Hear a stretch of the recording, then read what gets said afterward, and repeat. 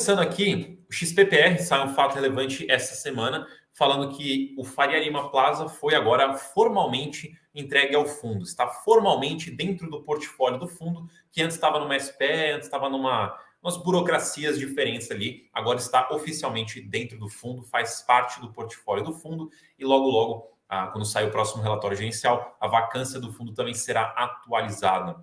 O imóvel, desculpa, tem uma área bomba de mais de 41 mil metros quadrados, então é um prédio enorme. A ocupação atual dele é de 47%, então ele está mais ou menos vazio. A participação do fundo neste imóvel é de 40%, então não é todo do fundo. Agora que está dentro do fundo, esse imóvel, vem um CRI acompanhado também. Esse CRI era de 150 milhões de reais, mas ele tem carência de juros e carência de amortização desde 2021, né, desde o ano passado, e como tem essa carência, a dívida vai acumulando. O saldo atual dessa dívida é quase 180 milhões e ele está atrelado ao IPCA mais 5,5% ao ano. Lembrando, tem carência de 36 meses de juros e amortização, vai até 2024. Ou seja, até 2024, essa dívida ela vai acumulando, vai aumentando. Então, o fundo que já era bem alavancado, tem ali, se não me engano, era alguma coisa próxima de 40% de alavancagem, isso aumenta mais a alavancagem e ainda tem quase 71 milhões de reais em aberto, que é para pagar a aquisição do prédio. Eu fiz um vídeo, por isso que eu deixei essa imagem aí no slide, eu fiz um vídeo essa semana com aquela série nossa de conhecendo os riscos dos fundos, e eu fiz justamente do XPPR, coincidentemente saiu o fato relevante essa semana. Então, quem quiser conhecer um pouquinho mais do fundo, na verdade, não do fundo inteiro, mas dos riscos do fundo, os pontos de atenção do. Desculpa, pontos de atenção do fundo, vocês podem depois ver aqui no canal do Professor Baroni esse vídeo do XPPR. Como vocês podem ver, tem várias pimentinhas aí para vocês prestarem atenção. E como eu falei que eu ia fazer no começo da live, né? Então, eu separei para cada fundo que a gente tem destaque para a gente ver como é que foi a cotação nos últimos 30 dias. Então, no caso do XPPR, vocês veem que ele praticamente começou e terminou no mesmo lugar ao longo desses 30 dias, né? Ele teve uma boa valorização aí na metade do tempo, né, nos primeiros 15, 20 dias, e depois ele teve uma queda e deu uma leve recuperada no último dia. Seguindo, deixa eu só ver se tem alguma dúvida aqui antes. O pessoal falando aqui, ó, RBRP subiu bastante, LVBI, HSML, TRXF, VISC, RBRP. Realmente, a gente teve muitos fundos que valorizaram bastante essa semana. RBED, esse fundo, acredito que ele é um fundo bastante conhecido, porém ele é um fundo com pouca liquidez. Então não é muita gente que movimenta esse fundo, mas por um motivo que eu já vou mostrar, eu quis colocar ele nos destaques porque eu gostaria de citá-lo como um exemplo.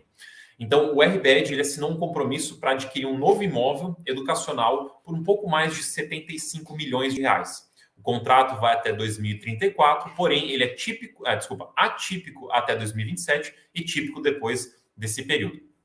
O ROIC, que basicamente seria mais ou menos um yield on cost para a gente, né, investidor, quando a gente vai fazer as nossas compras de cotas, é de quase 15% ao ano. Então é um valor bem alto, isso porque ele fez uma compra alavancada, o que dá uma otimizada no retorno do fundo. Seria 10%, arredondando, seria um cap rate de 10%, mas por conta dessa alavancagem, dessa estrutura, esse retorno sobe para quase 15%.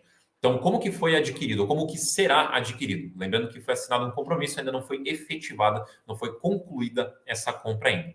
40 milhões, um pouco mais que isso, vai ser pago em dinheiro mesmo, com recursos do fundo, em 5 parcelas de 8 milhões, aproximadamente. O fundo não tem esse dinheiro hoje, ele tem, se não me engano, 10 milhões mais ou menos em caixa, então ele pretende fazer uma captação, uma emissão. O fundo está abaixo do valor patrimonial, então eu tenho certeza que o cotista vai bater o olho, já vai torcer o nariz, não vai gostar. Porém, a gestora já menciona que essa captação, essa emissão, será ancorada pelo vendedor. Então, e será também baseada no valor patrimonial. Então, potencialmente vai ser aquele tipo de emissão que o cotista não vai ser muito interessante para ele participar, mas o vendedor que está lá vendendo o imóvel, para ele pode ser interessante, ele que vai participar de fato da emissão. Então a gente vai precisar de mais detalhes, tá? Não tem detalhes da emissão ainda, mas a princípio ela será ancorada pelo vendedor, talvez seja aqueles moldes que o cotista não faça muito sentido financeiramente participar. Esses são os 40 milhões. tem mais quase 35 milhões que serão securitizados, ou na verdade já foram securitizados, né?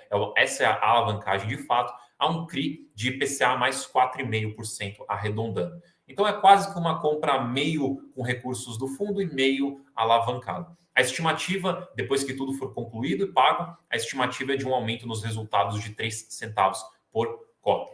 Então é um imóvel da Anhanguera, né? Esqueci de mencionar, é um imóvel educacional em São Bernardo.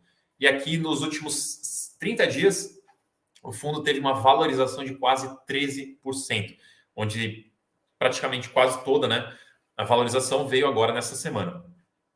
Por que eu quis colocar esse fundo aqui? Deixa eu trocar de tela. Porque eles colocaram estou colocando aqui só a tela cheia. Eles fizeram aqui um fato relevante. E se vocês assistiram o meu vídeo lá do XPPR, vocês viram que o primeiro ponto que eu citei, que eu considero como um risco, é justamente a comunicação. Então, a comunicação, ela, na minha visão, é extremamente importante para o cotista. Então, se o cotista não recebe uma boa comunicação do seu gestor, para mim isso é um risco. Porque é um risco de você ter mais dificuldade de acompanhar e acabar não sabendo de tudo que tem para saber. Então, neste caso, eu quis trazer aqui um exemplo de algo que eu achei o oposto. Então, você tem aqui o fato relevante do RBED, ele é gerido pela Rio Bravo. Então, beleza, aqui não tem muito mistério, aqui explica toda a aquisição, vocês podem ler se vocês quiserem depois. Vou até ficar aqui embaixo, na verdade. Vocês podem ler depois se vocês quiserem, aqui tem as informações, aqui tem até... E beleza, e aqui acaba a parte do principal do fato relevante. Não é isso que eu queria destacar, é esta parte que eu acho que merece destaque.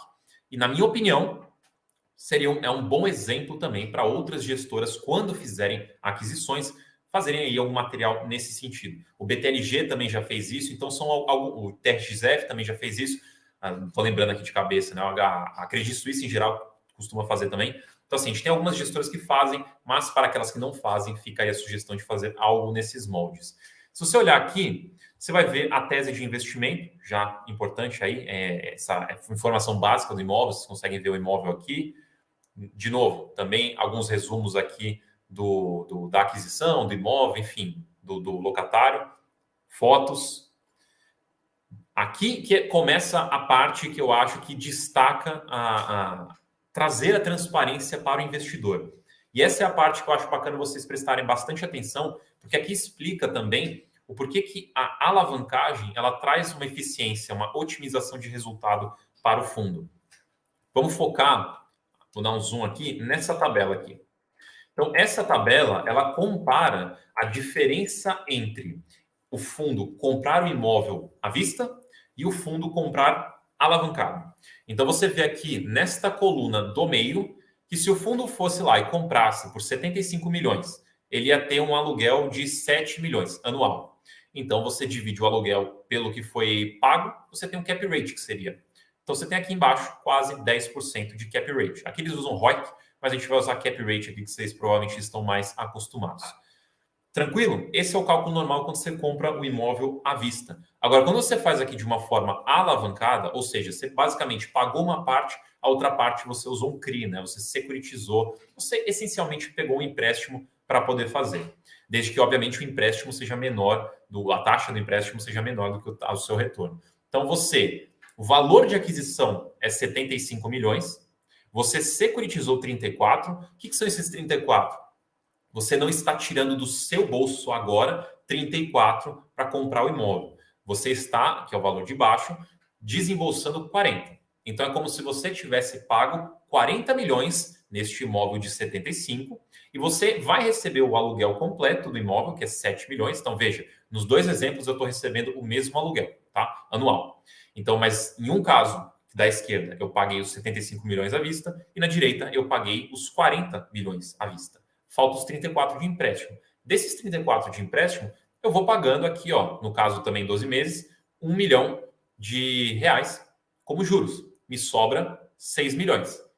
Aqui, o aluguel menos juros é um pouco menor, certo? Só que eu também desembolsei bem menos. Então, se você dividir aqui este valor de aluguel menos juros pelo valor desembolsado pelo fundo, que é os 40 milhões, você tem um cap rate de quase 15%. Que é o retorno sobre o seu investimento, essencialmente.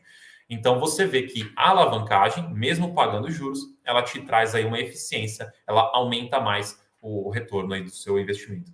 Então, esse tipo de informação aqui eu achei muito bacana que eles trouxeram. Tem toda a explicação. Aqui também tem toda uma didática do que é, como funciona, os benefícios. Leiam depois, eu acho bem bacana. Todo o cronograma de amortização. Isso aqui é bastante detalhe vital, principalmente essa parte da alavancagem, para os cotistas. E tem muita gestora que, quando faz alguma aquisição um pouco mais complexa, deixa a desejar um pouquinho nessa transparência que o cotista precisa saber, essas informações que o cotista precisa saber. Então, apesar de ser um fundo que não tem tanta visibilidade, é um fundo com pouca liquidez, tem nem R$ 200 mil de liquidez média diária, é uma liquidez bem baixa. A Rio Bravo fez um belo trabalho aqui nesse fato relevante. Eu queria destacar, dar os parabéns para eles e também mostrar aí como um exemplo para outros seguirem. Então, aqui tem mais informações, vocês fiquem à vontade depois para ler esse fato relevante.